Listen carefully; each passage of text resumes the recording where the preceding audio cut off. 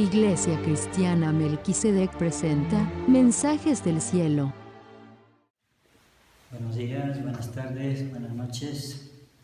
Que la paz de Dios sea con todos los que escuchan este mensaje, porque ciertamente es un mensaje para los amados espiritistas, porque el Señor Dios ama a todos sin distinción y hay un mensaje del cielo para los amados espiritistas y este mensaje pues está en la Biblia. Es un mensaje de parte de Dios y este mensaje pues dice así como se los voy a leer a continuación. El Señor Dios tiene un mensaje para cada uno de nosotros y este mensaje dice así: no sea hallado en ti quien haga pasar su hijo o su hija por el fuego, ni practicante de adivinaciones, ni agorero, ni sortílego, ni hechicero, ni fraguador de encantamientos, ni quien pregunte a Pitón, ni mágico, ni quien pregunte a los muertos. Porque es abominación a Jehová cualquiera que hace estas cosas, y por estas abominaciones Jehová tu Dios las echó de delante de ti.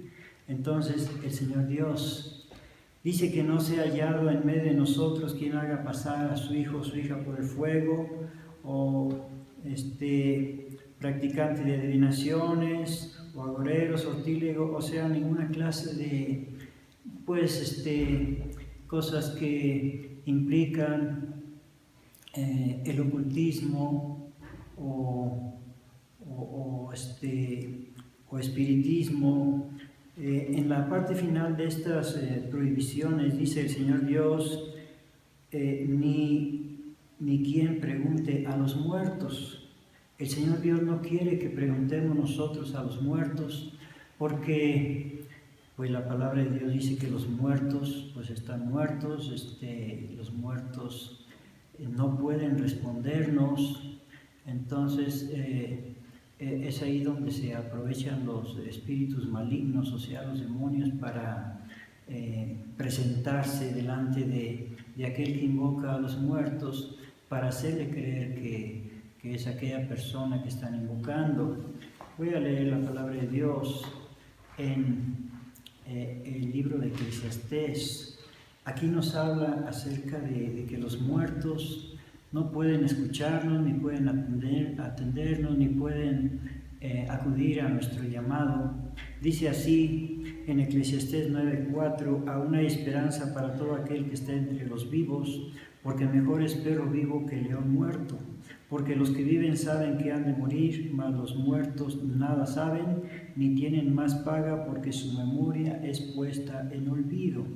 También su amor y su odio y su envidia feneció ya, ni tiene ya más parte en el siglo, en todo lo que se hace debajo del sol. Entonces, si los muertos no pueden acudir, ¿qué caso tiene invocarlos? Y como digo, pues es ahí donde se aprovecha el maligno, el diablo, para engañar a las personas, y pues viene algún demonio, algún espíritu maligno y se presenta y pues finge ser aquella persona a la que se está invocando. Voy a leer eso en la carta del apóstol Pablo a los Efesios. Ahí dice que los espíritus malignos, o sea, los demonios, andan en el aire y bueno, pues aprovechan toda oportunidad que alguien les da para intervenir en la vida de esas personas. Dice así en Efesios 6:12: porque no tenemos lucha contra sangre y carne, sino contra principados, contra potestades, contra señores del mundo, gobernadores de estas tinieblas, contra malicias espirituales en los aires. Bueno, pues ahí andan los demonios a ver quién les da oportunidad, y si alguien pues cree que algún pariente que ha fallecido que le puede escuchar y que puede acudir, entonces se aprovecha pues los espíritus malignos, los demonios, para presentarse como si fuera aquella persona a la que se le invoca. Y en la Biblia tenemos un caso precisamente de un rey llamado Saúl, que estando en una circunstancia difícil, quiso acudir a un profeta llamado Samuel para que él le ayudara en ese problema que tenía. Entonces, como digo, pues ahí el maligno, el diablo, pues se aprovechó para presentarse como si fuera el profeta Samuel y de esa manera engañó al rey Saúl, haciéndole creer que era Samuel, pero pues era, como digo, un espíritu maligno. Lo voy a leer, está aquí en 1 Samuel capítulo 28, versículo 11, donde dice que por medio de una mujer que invocaba espíritus, fue el rey Saúl a pedirle que lo comunicara, que lo contactara con el profeta Samuel, que ya había muerto. Dice así: la mujer entonces dijo: ¿a quién te haré venir? Y él respondió: hazme venir a Samuel. Y viendo la mujer a Samuel, clamó en alta voz, y habló aquella mujer a Saúl diciendo: ¿por qué me has engañado? Que tú eres Saúl. Y el rey le dijo: no temas, ¿qué has visto? Y la mujer respondió a Saúl: he visto dioses que suben de la tierra. Y él le dijo: ¿cuál es su forma? Y ella respondió: un hombre anciano viene cubierto de un manto. Saúl entonces entendió que era Samuel, y humillando el rostro a tierra hizo gran reverencia. Y Samuel dijo a Saúl: ¿por qué me has inquietado haciéndome venir? Y Saúl respondió: estoy muy congojado, pues los filisteos pelean contra mí, y Dios se ha apartado de mí, y no me responde más, ni por mano del profeta, ni por sueños. Por esto te he llamado, para que me declares qué tengo de hacer. Entonces Samuel dijo: ¿y para qué me preguntas a mí, habiéndose apartado de ti Jehová, y es tu enemigo? Jehová pues ha hecho como habló por medio de mí, pues ha cortado Jehová el reino de tu mano y lo ha dado a tu compañero David. Como tú no obedeciste a la voz de Jehová, ni cumpliste el furor de su ira sobre Amalec, por eso Jehová te ha hecho esto hoy. Y Jehová entregará a Israel también contigo en manos de los filisteos, y mañana seréis conmigo tú y tus hijos, y aún el campo de Israel entregará Jehová en manos de los filisteos. En aquel punto cayó Saúl en tierra, cuán grande era, y tuvo gran temor por las palabras de Samuel, que no quedó en él esfuerzo alguno, porque en todo aquel día y aquella noche no había comido pan. Vemos aquí cómo pues fue engañado el rey Saúl por no obedecer la palabra de Dios. Entonces, si no obedecemos nosotros la palabra de Dios, pues el maligno nos va a engañar haciéndonos creer que aquella persona que ha muerto, algún pariente, que viene y que habla con nosotros, pero todo es un engaño del diablo. Y pues aquí acabamos de ver este caso, y eso nos hace pensar que si los muertos no vienen, entonces pues son los espíritus malignos los que vienen, los demonios, para engañarnos. Porque los muertos no pueden venir porque pues están muertos, porque claro, van a resucitar, pero hasta el día final. Voy a leer esa parte. El único que ha resucitado hasta ahora para no volver a morir jamás es nuestro Señor Jesucristo. Todos los demás han muerto y sí van a resucitar, claro, cada uno en su orden, porque pues hay un orden de resurrección, no todos al mismo tiempo. Voy a leer esa parte en la palabra de Dios. El único que ha resucitado hasta ahora es nuestro Señor Jesucristo. Nadie más ha resucitado para no volver a morir jamás. Cristo Jesús es el único. Dice así en 1 Corintios capítulo 15, versículo 22, porque así como en Adán todos mueren, así también en Cristo todos serán vivificados, o sea, resucitados, mas cada uno en su orden, Cristo las primicias, luego los que son de Cristo en su venida. Hay un orden. El primero, como dice aquí, Cristo las primicias, el primero de la resurrección, para nunca más morir. Y luego los que son de Cristo en su venida. Los que son de Cristo, ellos van a resucitar cuando regrese nuestro Señor Jesucristo. El Señor los va a resucitar. Esta es la primera resurrección. Esto es únicamente para los que son de Cristo, como dice aquí. Cada uno en su orden, Cristo las primicias, luego los que son de Cristo en su venida. Si somos de Cristo y morimos, pues eso no nos debe preocupar, porque sabemos que cuando Él venga, Él nos va a resucitar, pero dice aquí a los que son de Cristo. Claro, eso nos hace pensar también, bueno, y los que no son de Cristo, o sea que no han entregado su vida al Señor Jesucristo, ¿qué va a pasar con ellos? Bueno, pues también la palabra de Dios nos da respuesta acerca de ellos. De hecho que cuando venga nuestro Señor Jesucristo habrá 4 clases de personas, 2 de los que están muertos y 2 de los que estén vivos cuando venga nuestro Señor Jesucristo. Entonces, los primeros, pues ya vimos, los que son de Cristo, ellos resucitarán cuando regrese nuestro Señor Jesucristo. Todos los que han muerto creyendo en nuestro Señor Jesucristo. Bueno, por cierto que hay un texto que dice aquí en Apocalipsis capítulo 14, me estoy acordando de este texto, que dice: y oí una voz del cielo que me decía, escribe, bienaventurados los muertos que de aquí en adelante mueren en el Señor, sí, dice el Espíritu, que descansarán de sus trabajos porque sus obras con ellos siguen. Entonces dice que son bienaventurados los que mueren en el Señor, o sea, en la fe de nuestro Señor Jesucristo. Sí, dice el Espíritu, que descansarán de sus trabajos porque sus obras con ellos siguen. Y como ya vimos, pues ellos son los que van a resucitar cuando regrese nuestro Señor Jesucristo. Esto es la primera resurrección. Y ahora los que no son de Cristo, sí, también van a resucitar, pero 1000 años después de la primera resurrección. Esta será la segunda resurrección. Dice aquí en Apocalipsis capítulo 20, versículo 4, y vi tronos y se sentaron sobre ellos y les fue dado juicio, o sea, los que resuciten, y vi las almas de los degollados por el testimonio de Jesús y por la palabra de Dios, y que no habían adorado a la bestia ni a su imagen, y que no recibieron la señal en sus frentes ni en sus manos, y vivieron y reinaron con Cristo 1000 años. Estos son los que van a resucitar cuando regrese nuestro Señor Jesucristo. Reinarán con Cristo Jesús 1000 años.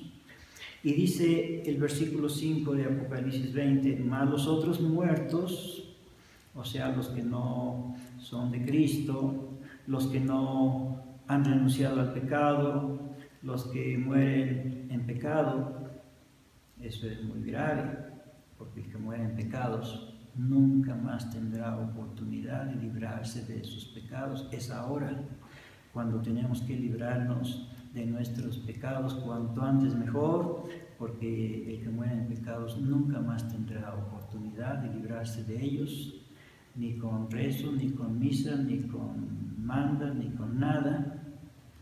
Es ahora que tenemos la oportunidad. Entonces aquí habla de los que mueren en pecados, dicen, mas los otros muertos no tornaron a vivir hasta que sean cumplidos 1000 años. Esta es la primera resurrección. La otra pues va a ser la segunda. Y dice también aquí, versículo 6, bienaventurado y santo el que tiene parte en la primera resurrección, o sea, cuando regrese nuestro Señor Jesucristo. La segunda muerte no tiene potestad en estos, antes serán sacerdotes de Dios y de Cristo y reinarán con Él 1000 años. Sí, los que tengan parte en la primera resurrección, porque los que tengan parte en la segunda resurrección solamente pues van a resucitar para ser juzgados y para ser condenados. No nos conviene tener parte en la segunda resurrección, sino en la primera. Bueno, pues les decía, son 4 clases o 4 grupos los que va a haber cuando regrese nuestro Señor Jesucristo. 2 de los que estén muertos. Los primeros pues son los que son de Cristo, como ya leímos, los que han puesto su vida en las manos del Señor.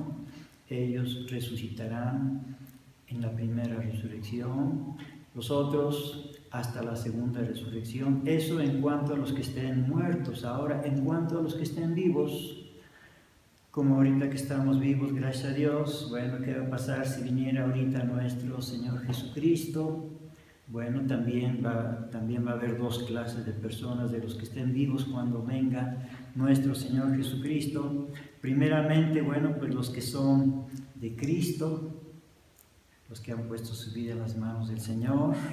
¿Qué va a pasar con ellos? Bueno, lo dice el apóstol Pablo en 1 Corintios capítulo 15.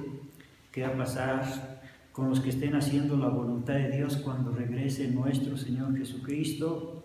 Dice en 1 Corintios 15, 52, en un momento, en un abrir de ojo, a la final trompeta, porque será tocada la trompeta y los muertos serán levantados sin corrupción y nosotros seremos transformados.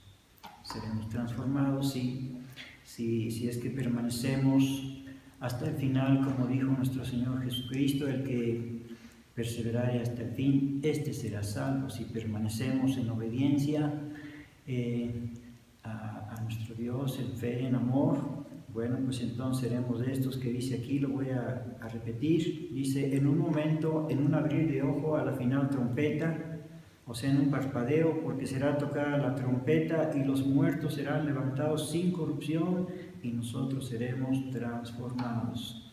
Qué bueno que nosotros estemos haciendo la voluntad de Dios cuando regrese nuestro Señor Jesucristo, para que pues se cumpla en nosotros esta parte que dice seremos transformados. Bueno, ese es el tercer grupo, y viene el otro, que es los que no quieren hacer la voluntad de Dios, los que no quieren renunciar al pecado, los que prefieren pues desobedecer a Dios. Eso no nos conviene, pero pues sí los hay. Estos vamos a ver qué va a pasar con ellos. El apóstol Pablo lo dice en 2 de Tesalonicenses capítulo 1. Sí, la palabra de Dios tiene respuesta para todo. Dice aquí, 2 de Tesalonicenses 1:6, porque es justo para con Dios pagar con tribulación a los que os atribulan, y a vosotros que sois atribulados, dar reposo con nosotros, cuando se manifestará el Señor Jesús del cielo con los ángeles de su potencia en llama de fuego, para dar el pago a los que no conocieron a Dios ni obedecen al Evangelio de nuestro Señor Jesucristo. Eso va a estar terrible. No nos conviene vivir en pecado, porque el que vive en pecado pues muere en pecado, y también en pecado será juzgado el día del juicio. Y aquí dice también, aquí mismo en el capítulo 2 y versículo 8, dice, y entonces será manifestado aquel inicuo, al cual el Señor matará con el espíritu de su boca y destruirá con el resplandor de su venida.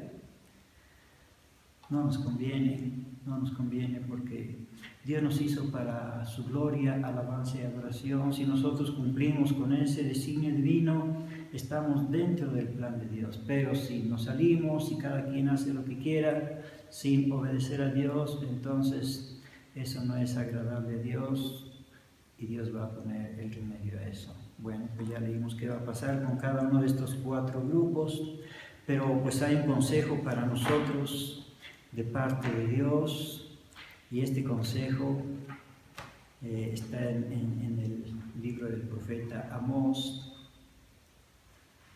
en el capítulo 4. Dice, por tanto, de esta manera haré a ti, oh Israel, y porque te he de hacer esto, aparéjate para venir al encuentro a tu Dios, oh Israel. Claro, un consejo para Israel, también para nosotros y para todos. Aparéjate para venir al encuentro de tu Dios.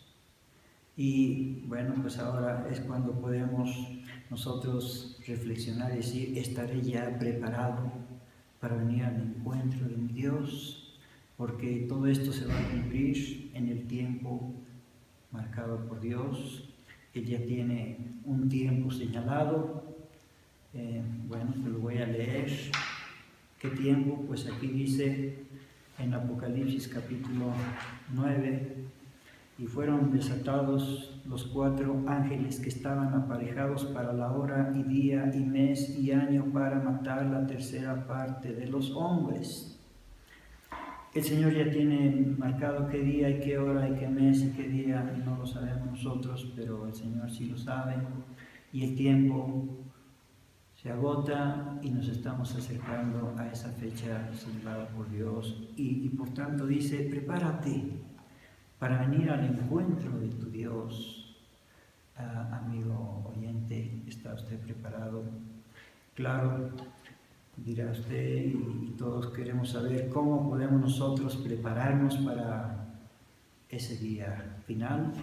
Bueno, pues en la palabra de Dios encontramos que hay 3 pasos para la salvación.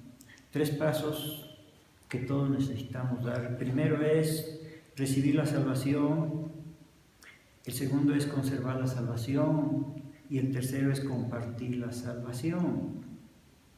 En estos 3 pasos intervienen el Padre, el Hijo y el Espíritu Santo, porque los 3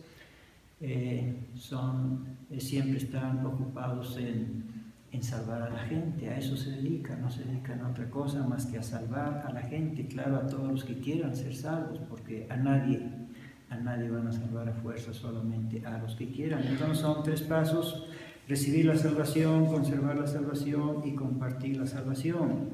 El primer paso, recibir la salvación. ¿Cómo la recibe uno? Pues pidiéndosela a nuestro Señor Jesucristo, porque Él fue enviado de Dios precisamente para salvarnos. Lo dice el apóstol Pablo en su carta a los Romanos, capítulo 10.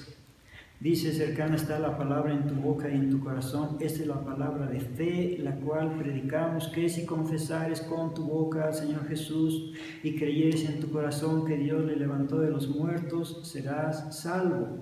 Porque con el corazón se cree para justicia, mas con la boca se hace confesión para salud. O sea, salud espiritual, que es la salvación. Que si confesares con tu boca, entonces con nuestra propia boca, con nuestras propias palabras, podemos pedirle al Señor Jesucristo que nos otorgue la salvación. Él dice, el que a mí viene, yo no le echo fuera, no lo rechazo. ¿Por qué? Porque Él le interesa mucho nuestra salvación. Él pagó un precio muy caro por nuestra salvación, o sea, su propia vida, su propia sangre. Entonces, no quiere que ese sacrificio quede en vano. Él quiere salvarnos a todos. Ese es el primer paso, recibir la salvación pidiéndosela a nuestro Señor Jesucristo, pidiéndosela con nuestras propias palabras. Bueno, el segundo paso, conservar la salvación obedeciendo los mandamientos de Dios. Sí, porque si no perseveramos en obediencia a los mandamientos de Dios, entonces ¿de qué sirve haber recibido la salvación si al ratito regresamos al pecado? Perdemos esa salvación. Nuestro Señor Jesucristo una vez le preguntó a un joven, ¿qué necesito hacer para tener vida eterna? Y estas son las palabras de nuestro Señor Jesucristo. Dice, y aquí uno llegándose le dijo, Maestro bueno, ¿qué bien haré para tener la vida eterna? Y él le dijo, ¿por qué me llamas bueno? Ninguno es bueno sino uno, es a saber Dios. Y si quieres entrar en la vida, guarda los mandamientos. Sí, son palabras de nuestro Señor Jesucristo, la voz más autorizada para decirnos qué tenemos que hacer para obtener la vida eterna. Él dijo, si quieres entrar en la vida, guarda los mandamientos. Y bueno, pues a continuación está esta relación de que está hablando de los 10 mandamientos, y aparte de los 10 mandamientos también el Señor Dios dictó 7 solemnidades y 12 novilunios, y también la ley de la alimentación. Bueno, pues si perseveramos en obediencia a nuestro Dios, entonces podremos conservar la salvación. Y el último paso es compartir la salvación con la ayuda del Espíritu Santo, lo dijo nuestro Señor Jesucristo. Voy a leer esta parte. Dice, les dijo a los apóstoles: mas recibiréis la virtud del Espíritu Santo que vendrá sobre vosotros, y me seréis testigos en Jerusalén y en toda Judea y Samaria y hasta lo último de la tierra. Sí, recibiréis poder del Espíritu Santo y me seréis testigos en todo el mundo. Entonces necesitamos también compartir la salvación con los que no la tienen, porque esto es mandato del Señor. Si no lo hiciéramos, el Señor Dios nos va a reclamar: ¿por qué no lo hiciste? Voy a leer una parte donde el Señor compara como un vigilante a cada uno de sus hijos. Dice: y fue a mí palabra de Jehová diciendo: Hijo del hombre, habla a los hijos de tu pueblo y diles: cuando trajere yo espada sobre la tierra, y el pueblo de la tierra tomare un hombre de sus términos, y se lo pusiere por atalaya, y él viere venir la espada sobre la tierra, y tocare corneta, y avisare al pueblo, cualquiera que oyere el sonido de la corneta, y no se apercibiere, y viniendo la espada lo tomare, su sangre será sobre su cabeza. El sonido de la corneta oyó, y no se apercibió, su sangre será sobre él, mas el que se apercibiere librará su vida. Pero si el atalaya viere venir la espada y no tocare la corneta, y el pueblo no se apercibiere, y viniendo la espada tomare de él alguno, él por causa de su pecado fue tomado, mas demandaré su sangre de mano del atalaya.